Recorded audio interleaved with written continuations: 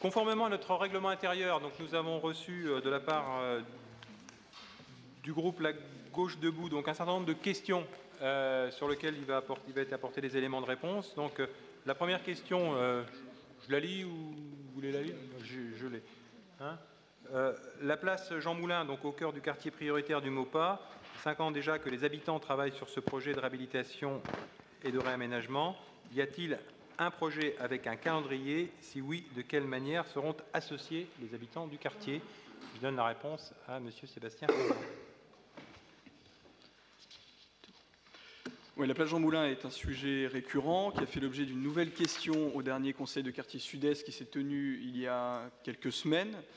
Donc, à ce moment, j'ai pu exprimer ce qui était le souhait de la municipalité, à savoir que nous allons engager dès le mois de septembre une collecte et une consultation, une concertation avec les habitants sur les aménagements qu'ils souhaitent, pas seulement sur la place Jean Moulin, c'est ce que j'avais pu exprimer à ce moment-là, qui, bien que ce soit le cœur névralgique du quartier, il s'agit de traiter aussi l'aménagement interne de l'ensemble, à savoir les liaisons depuis le lycée Alexis de Tocqueville jusqu'à, schématiquement, l'espace solidaire, Françoise Giroud, voire les terrains Simon, donc Maupas, Brèche du Bois, Aumarais. Donc cette phase de concertation sera lancée dès la rentrée de septembre. Ensuite, nous ferons appel à un architecte paysagiste. Un schéma d'aménagement nous sera proposé. Il sera également soumis à l'approbation des habitants pour des travaux qui seront réalisés courant 2016-2017. Mais on pourra vous donner un peu plus de précision à la rentrée. Okay. Sur le quartier également, on est en discussion avec la communauté urbaine dans le cadre aussi de l'adoption d'un schéma directeur de renouvellement urbain, hein, puisqu'on sait que, voilà, on se rend compte d'une chose, c'est que vous avez les bailleurs qui ont des plans d'intervention de stratégie patrimoniale, donc il y a aussi une réflexion globale sur ce quartier, enfin, au sens large du terme, sur ce quartier, son devenir, et je veux dire, ce quartier qui va quasiment de l'avenue de Paris maintenant jusqu'à la rue du Bois, jusqu'aux limites de la commune. La deuxième question, quand sera signée la convention académique de priorité éducative concernant les écoles Jaurès, Doisneau, Fraternité et La Pole? Quelles sont exactement les exigences de la mairie? Alors cette convention académique de priorité éducative, comme vous le savez, elle sera signée en même temps que le contrat de ville. Donc c'est au conseil municipal du 25 juin que nous allons présenter la dernière mouture du contrat de ville avec en annexe la convention académique de priorité éducative. Elle a pour objet de figer d'une façon absolument définitive les moyens qui vont être accordés à toutes les écoles qu'on a appelées les écoles orphelines. Ces écoles qui n'ont pas pu bénéficier, ne peuvent plus bénéficier du label éducation prioritaire parce qu'elles ne dépendent pas d'un collège qui, lui, a ce label éducation prioritaire. Donc les exigences, elles sont toujours les mêmes, elles n'ont pas changé. Nous voulons exactement les mêmes moyens que ceux de l'éducation prioritaire pour les écoles Doisneau, Jaurès maternelle, Jaurès élémentaire, et pour les écoles de La Pole et de Fraternité, que les moyens soient étendus. Donc pour l'instant, les négociations avancent et de façon très satisfaisante, puisque pour les écoles Doisneau, Jaurès maternelle et Jaurès élémentaire, en effet, nous avons pour l'instant confirmation que nous avons exactement les mêmes moyens, c'est-à-dire également le coordonnateur, c'est-à-dire les assistantes pédagogiques, tout ce dont bénéficient aujourd'hui les écoles.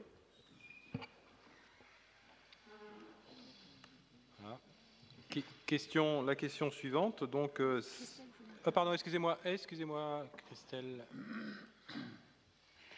Oui, sur les moyens, donc j'entends bien la scolarisation prioritaire des moins de 3 ans, les effectifs, les seuils, en fait, REP.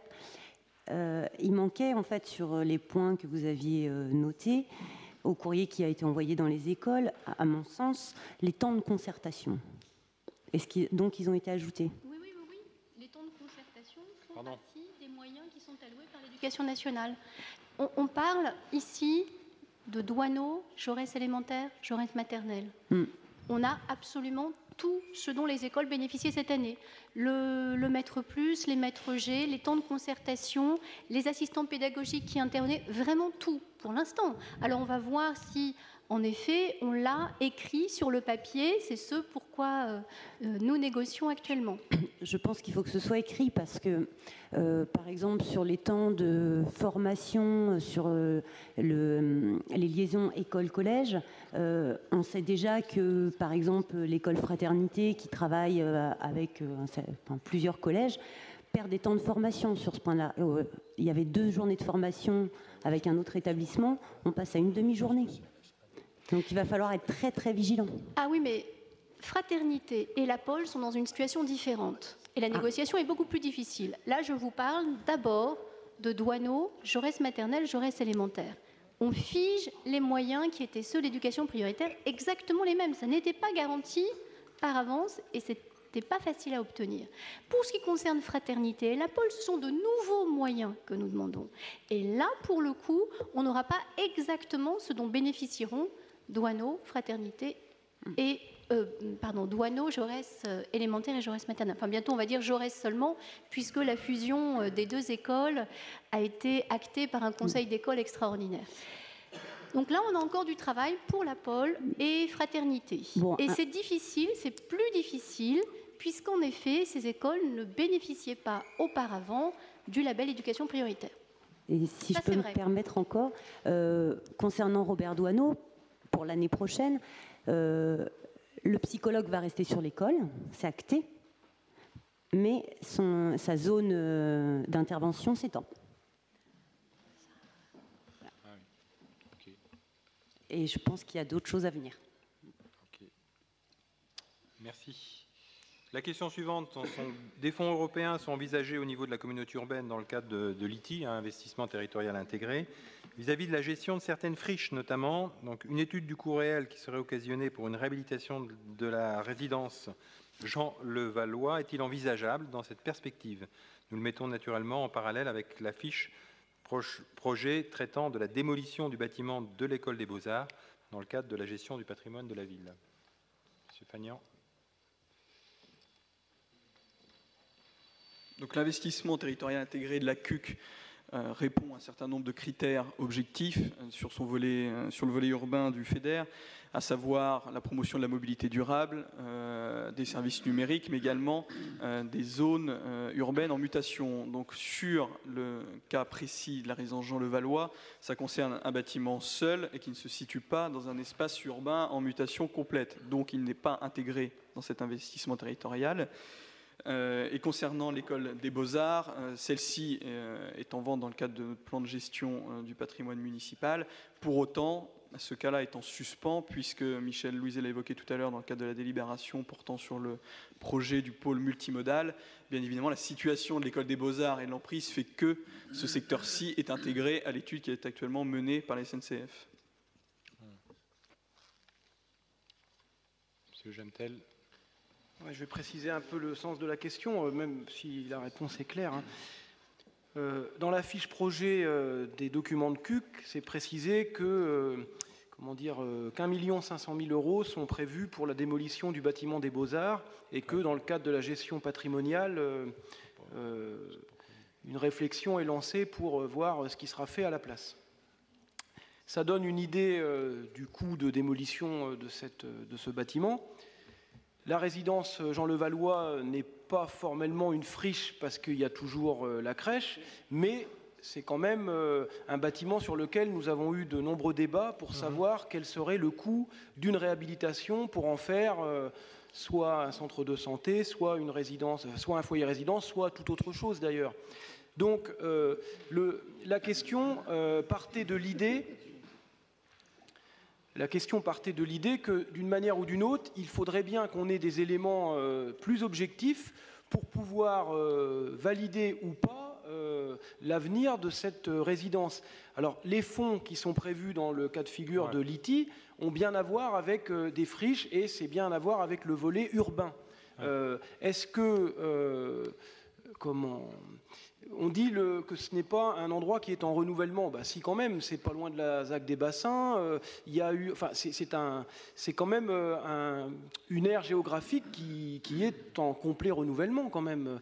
Donc, c'est une manière de répondre à deux problématiques, celle de savoir une bonne fois pour toutes quel serait vraiment le coût d'une réhabilitation, et d'autre part de pouvoir faire appel à des fonds européens pour que l'étude menée ne coûte pas trop cher à la collectivité. Voilà.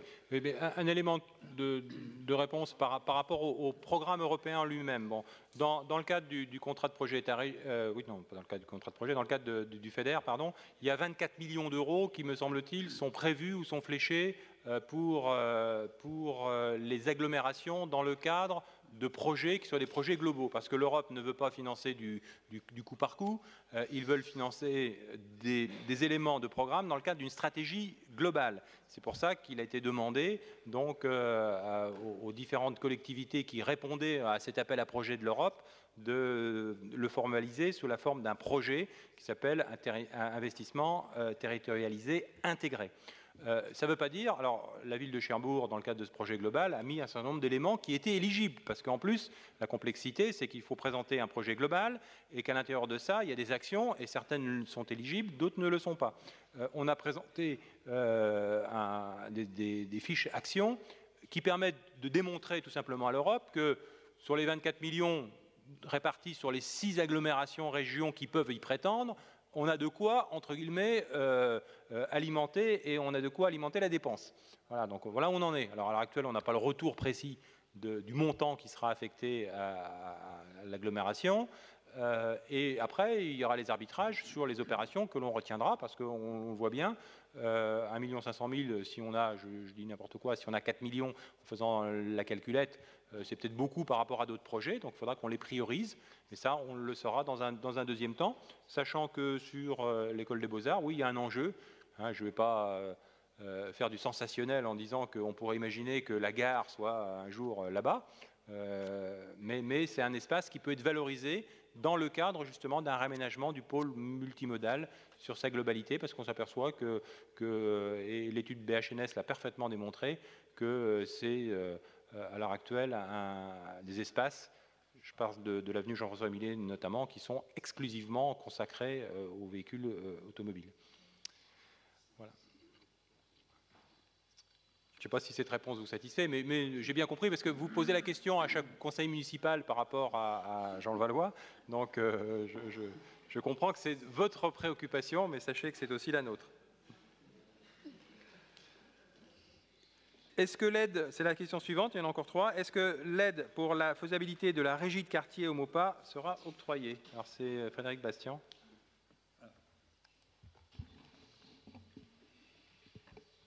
Il est trop tôt pour répondre précisément à cette question. On a reçu avec la communauté urbaine, Sébastien Fanien, moi-même et Claudie Leloy, vice-présidente de la communauté urbaine, l'association ILO des échanges, qui a candidaté au titre de la politique de la ville dans le cadre d'un appel à projet concernant les régies de quartier. Alors, on souhaite l'inscrire dans une réflexion globale autour de l'aide à l'insertion par le travail, notamment parce qu'il y a d'autres acteurs sur le territoire qui sont sur ce terrain, et notamment celui de l'économie sociale et solidaire, et que bien évidemment, ceci ne peut se faire qu'en concertation avec l'ensemble des acteurs sur cet aspect-là. Ceci étant dit, on a plutôt au niveau de la ville un a priori favorable sur cette question. On doit présenter une délibération en bureau municipal lors du prochain bureau municipal, je crois, en ce sens. Sur ce projet de régie de quartier, il y a une étude qui doit donc être menée. Alors, il y a 3 phases. Il y a une étude préalable qui consiste à évaluer les besoins des habitants du territoire. Il y a une deuxième phase qui est un peu plus précise et qui rentre dans, on va dire, le périmètre de territoire. On sait qu'aujourd'hui, une régie de quartier, ça doit comporter au minimum, pour qu'elle soit de l'ordre de 15 à 20 000 habitants. Donc on considère que si ce projet devait voir le jour, ça serait une régie plutôt d'interquartier que de quartier spécifiquement. Et enfin, il y a une 3e phase qui va directement dans l'accompagnement et dans la mise en place de la régie de quartier. Donc on est en discussion aussi avec la communauté urbaine de Cherbourg, qui a dans son périmètre de compétences la question de l'économie sociale et solidaire, pour effectivement travailler ensemble sur cet aspect de mise en place d'une régie de quartier. Nous, en tout cas, à la suite de la rencontre qu'on a eue avec les lots des échanges et le représentant du comité national de liaison des régies de quartier, on a plutôt un a priori très positif sur ce projet. Voilà. Mais je peux pas. Voilà, il faut attendre maintenant le résultat du reste de la réflexion. Et moi, j'ai toujours dit, et je m'en cache pas, je suis plus que favorable sur un projet de régie de quartier. Je pense que c'est un élément de dynamisation d'une population, et je crois qu'on peut là-dessus être exemplaire. Il faut qu'on le soit. La question suivante, c'est quand aura lieu, c'est l'avant-dernière, donc quand aura lieu la réunion avec les habitants de la cité Fougères à la suite de la dépose de l'aire de jeu de cette cité. Donc plusieurs aires de jeu sont actuellement fermées. Et quelle est la problématique de ces espaces? C'est Monsieur Christian Bernard qui répond.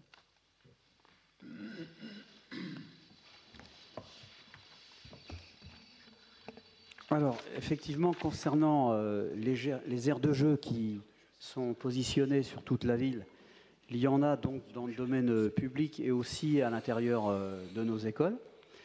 Il faut savoir qu'il y a 70 emplacements d'aires de jeu qui représentent à peu près 250 jeux différents. Il faut savoir également que les aires de jeu, donc, ce sont des matériels qui sont visités régulièrement pour une sécurité maximum, puisque nous n'avons pas le droit à l'erreur lorsque nous implantons des aires de jeu ou lorsqu'il existe des aires de jeu qui pourraient être défectueux. L'accident est toujours possible, mais donc nous avons 3 agents techniciens du service de la direction de l'embellissement qui visitent régulièrement, mais à chaque fois, donc tous ces aires de jeu.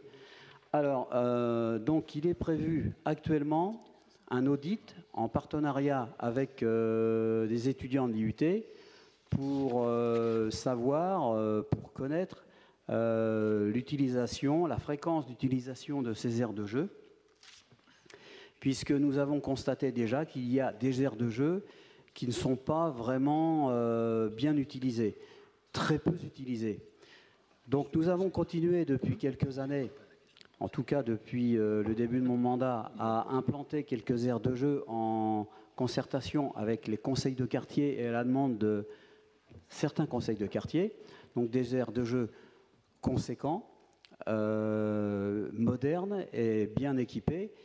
Et nous avons aussi constaté qu'il existe des aires de jeu vétustes et qu'il faut démonter. Et donc la problématique, pour l'instant, nous n'avons pas le résultat de l'audit qui nous permettrait d'aboutir et de décider s'il faut remplacer les aires de jeu défectueux, voire dangereux. Pour l'instant, l'audit n'est pas tout à fait terminé. Mais dans tous les cas, je peux vous dire que lorsqu'il existe 2 aires de jeu, par exemple, dans un rayon de 200 mètres, il est bien évident que s'il y a une aire de jeu qui est totalement conforme et de bonne facture dans ce rayon, avec un petit aire de jeu qui date déjà depuis 10 ans, qui n'est plus conforme, on ne remplacera pas le petit aire de jeu pour l'utilisation de quelques enfants, alors qu'il faudra faire 200 mètres à pied pour aller utiliser l'aire de jeu vraiment digne de ce nom. Donc pour l'instant, nous n'avons pas l'aboutissement de l'étude. Et dans tous les cas, ne soyez pas surpris, c'est arrivé l'autre jour dans une école, lorsqu'un de nos agents constate une aire de jeu dangereuse, nous le démontons immédiatement. On essaye de prévenir à temps, que ce soit dans une école ou dans un quartier, les gens du quartier, mais nous démontons immédiatement l'aire de jeu. On ne peut pas se permettre de laisser un aire de jeu défectueux, voire dangereux, pour être utilisé par les enfants. Voilà. Juste pour compléter, hein, d'abord, premièrement, les aires de jeu, c'est vrai que c'est une préoccupation de la ville de Cherbourg-Octeville. Ça mobilise des moyens en termes d'entretien. On a parlé de 3 agents. En matière d'investissement, je crois qu'on doit consacrer 120 000 € de mémoire par an en investissement. D'ailleurs, on a fait 2 dernières réalisations sur le budget 2014, qui sont la petite piste de skate sur le boulevard de l'Atlantique, que j'ai moi-même visité et sur lequel j'ai rencontré un certain nombre d'élèves d'un collège bien connu aussi. Et puis, avenue de Normandie et place Manès-France, voilà, tout à fait. Alors, on a décidé, ce qui est bien aussi, de reprendre un petit peu de hauteur, si vous me permettez l'expression, et de faire appel, on n'a pas pu le faire pour la DEVA, mais de faire appel aux compétences universitaires locales, puisque c'est l'IUT qui va nous mener une étude, fin de compte, de fréquentation, de besoins, pour définir une stratégie globale, dans laquelle, bien évidemment, on concertera avec les conseils de quartier. J'ai 2 demandes de parole, donc Monsieur Lajamtel et Madame Joly. Oui, je remercie Monsieur Bernard. Je sais que les aires sont fermées quand elles posent des problèmes de sécurité, puisque pendant 2 ans, l'école Douaneau n'a pas eu d'aire de jeu. Donc, j'avais pu en faire, enfin, mes enfants avaient pu en faire l'expérience, donc la sécurité était préservée et on était rassurés. Mais par rapport à la question qui est posée, la cité Fougères avait 2 balançoires et une aire de jeu. Il y a une vingtaine de jeunes qui jouent régulièrement à cet endroit-là. C'est un endroit qui est sécurisé parce qu'il n'y a pas de route, c'est un lieu de socialisation. Il se trouve que le conseil de quartier en 2011, dans le cadre effectivement de la réflexion déjà sur les aires de jeu, avait dit qu'une aire de jeu serait posée au niveau de la voie ferrée. Voilà. Cette aire de jeu est sécurisée en tant que telle. Il y a une route qui passe tout près. Ça ne veut pas dire qu'elle n'est pas sécurisée, mais c'est pour dire qu'elle n'est pas, disons qu'elle n'est pas placée de la même façon qu'étaient placées les 2 aires de jeu auxquelles je fais allusion. Alors bien sûr, quand ces aires de jeu sont arrivées dans un état de vétusté, eh bien, un matin, moi, j'ai vu que les personnels de la ville venaient retirer ces aires de jeu. Je ne leur ai pas sauté dessus, je suis allé les voir, je lui ai dit qu'est-ce qui se passe. Bon, voilà, c'est tout. Simplement, les jeunes, puisqu'ils sont venus me demander, mais il n'y a plus d'aire de jeu, quoi. Eux, la décision du conseil de quartier de 2011... c'est la préhistoire, quoi, parce que les gens qui vivent à cet endroit-là, il y a du renouvellement, il y a des jeunes qui ont 3-4 ans maintenant, donc, enfin, bref, ce que je veux dire, c'est que dans le cadre de l'agenda 21, c'est bien indiqué que quand il y a des aménagements urbains, on fait participer les habitants. Or là, on est un peu dans quelque chose d'intermédiaire, parce que le conseil de quartier qui a pris une décision rationnelle en 2011 ne peut pas se prévaloir de cette décision en disant que c'est une décision qui, d'une certaine manière, intégrerait tous les habitants de la cité Fougères d'aujourd'hui au mois de juin 2015. Quoi. Donc, moi, ce que je souhaiterais, on en a parlé au conseil de quartier des provinces, le sujet est d'ailleurs plus ou moins renvoyé au quartier auquel M. Louiset et Mme Joly sont, le quartier sud-est, mais c'est qu'on aille un peu plus vite que l'audit de l'IUT, c'est-à-dire l'audit de l'IUT, il a sa cohérence, il a sa pertinence, mais simplement qu'on fasse une démarche, c'est d'aller voir les habitants de la cité Fougères, leur dire, vous avez vu, on a retiré les aires de jeu pour des raisons de sécurité, bon, qu'est-ce que vous en pensez? Est-ce qu'il y aurait quelque chose que vous souhaiteriez dans cet environnement dans lequel beaucoup de vos enfants jouent? D'autant plus qu'il y a la question des conseils citoyens où il y a le diagnostic qui doit être fait dans le cadre du contrat de ville et ce diagnostic peut faire appel à des budgets, d'abord le droit commun puis des budgets spécifiques quand le droit commun ne suffit pas. Enfin bref, il y a quand même plusieurs leviers qui peuvent être mobilisés pour que, à minima, un responsable de la mairie, que ce soit un maire adjoint, que ce soit... peu importe le cadre, un cadre souple, d'aller voir les habitants de la cité Fougères et leur dire, voilà, c'est une consultation, votre aire a été déposée, qu'est-ce que vous souhaitez à cet endroit-là, puisqu'il y a beaucoup de jeunes qui jouent. Voilà.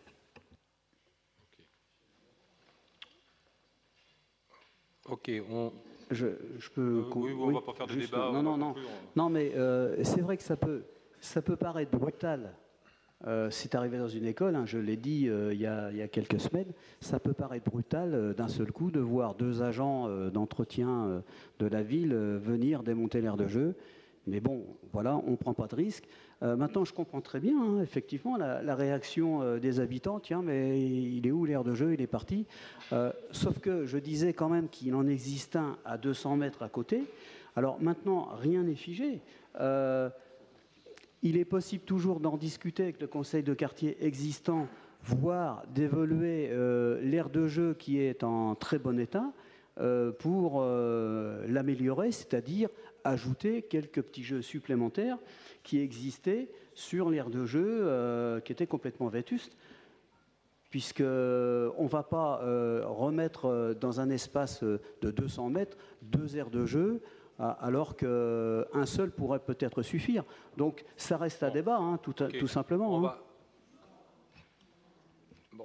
On va peut-être pas faire le débat sur l'aire de jeu de la cité fougère, où on a compris la problématique de la nécessité d'une concertation avec la population, peut-être au-delà du simple conseil de quartier, dans le cadre de notre stratégie globale sur les aires de jeu. Oui. Juste pour conclure, c'est que cette aire de jeu, elle est au pied des immeubles. Ce qui veut dire que les mamans, elles regardent leurs enfants du haut de l'immeuble. Sur l'autre aire de jeu, elles n'y vont pas. Et les enfants, donc, n'y vont pas. Ah bah oui, mais il faut prendre ça en compte. Il faut prendre ça en compte, quand même. Ça va pas plus loin que ça. C'est la réalité.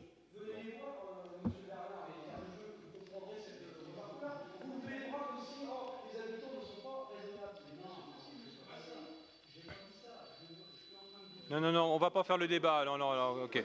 On va pas faire le débat sur l'air... Non, mais... Oui.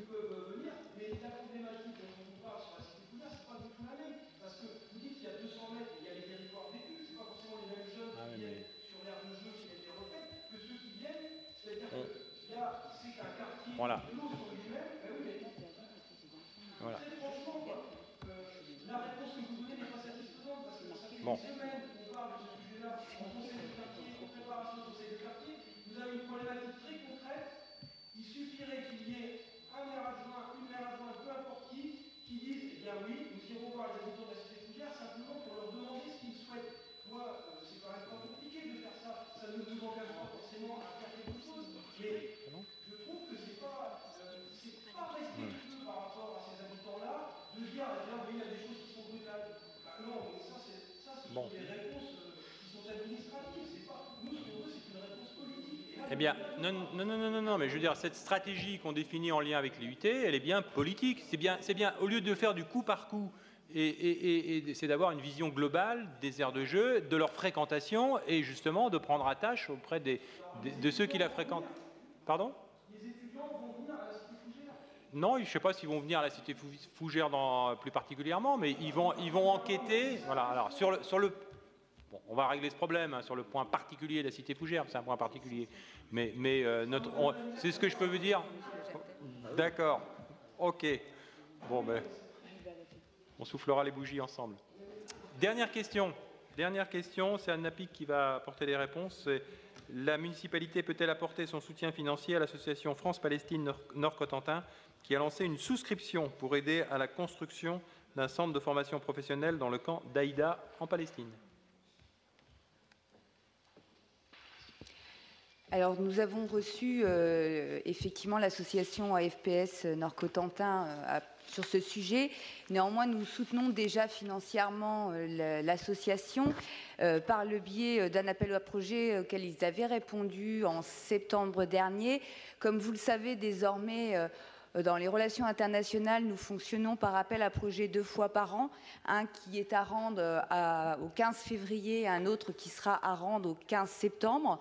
Donc ce projet ne nous a pas été présenté dans une demande lors de l'appel à projet. Donc on en a entendu parler et nous ne savons pas si nous le présenterons lors de l'appel à projet du mois de septembre. Voilà.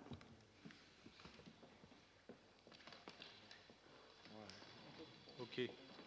Voilà. Ceci dit... Voilà. Donc, s'ils présentent leur appel à projet au mois de septembre, on pourra peut-être leur verser une subvention. Oui, pourquoi pas.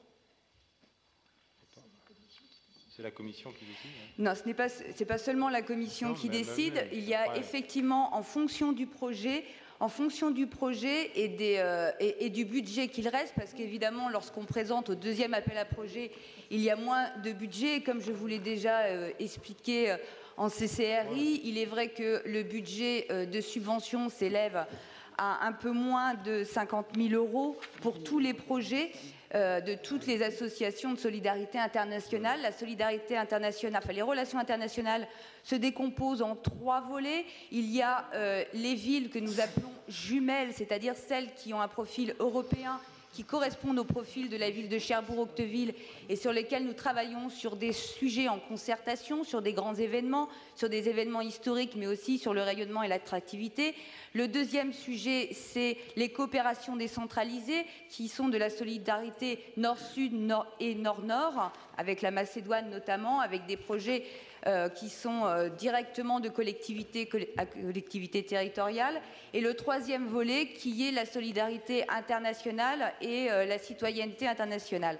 Donc sur ce volet-là, une partie effectivement des subventions sont réservées pour les projets de solidarité internationale et de citoyenneté internationale. Donc il pourrait à ce titre faire partie des projets subventionnés par l'appel à projet. Voilà, ça dépendra du nombre de projets évidemment et de ce qu'on décidera. Et on est également prêt à les accompagner dans la promotion de cette souscription. Voilà, ce qui sera fait, puisque nous travaillons à nouveau avec eux sur ce qui était la semaine de la solidarité, mais qui devrait changer de nom pour redonner un petit peu de neuf et de dynamisme à cette semaine qui s'est soufflée depuis quelques années. Donc nous travaillons avec eux. Ils seront aussi financés, donc les actions de la FPS seront aussi financées dans ce cadre à nouveau en novembre. Donc nous travaillons régulièrement avec eux et nous continuons à soutenir leurs actions. Et on avait aussi parlé d'un projet de jumelage avec le camp d'Aïda aussi. Alors, je crois avoir répondu à cette question déjà. Donc, je vous ai expliqué les trois volets des relations internationales. Les jumelages sont avec des villes qui correspondent finalement sur lesquelles on peut dire que nous sommes jumeaux. Donc, nous avons rediscuté de ces possibilités de relations et de liens. Aujourd'hui, pour le dire très clairement, nous sommes sur de l'information sur la situation palestinienne. Nous sommes dans le soutien à toutes ces actions d'information et de solidarité. Néanmoins, nous ne pouvons pas aller sur une coopération décentralisée très clairement parce que nous n'avons ni les moyens financiers d'avoir une nouvelle coopération décentralisée, parce que ça demande beaucoup d'investissement, ni la possibilité, étant donné le lieu proposé par la FPS Nord-Cotentin, de travailler, d'envoyer des fonctionnaires dans le camp d'Aïda. C'est aujourd'hui véritablement difficile. Donc nous ne pouvons pas envisager ce type de relation. Donc ni jumelles, ni coopération décentralisée. Donc nous réfléchissons à la possibilité d'écrire en commun une charte qui montrerait notre soutien aux actions, qui montrerait notre soutien, je dirais, politique à la lutte pour l'autonomie de ce camp. Mais nous ne pouvons pas aujourd'hui, parce que nous n'avons pas de relation réelle, en donner plus. Voilà, très clairement. Voilà. Parfait. Oui. Merci. Donc on arrive au terme de ce conseil. Je vous demande vraiment de réserver votre date du jeudi 25 juin parce qu'on aura cette fois-ci un conseil municipal, à mon avis, assez chargé avec beaucoup de questions. Et puis pour ceux qui ont soif, le bar est ouvert.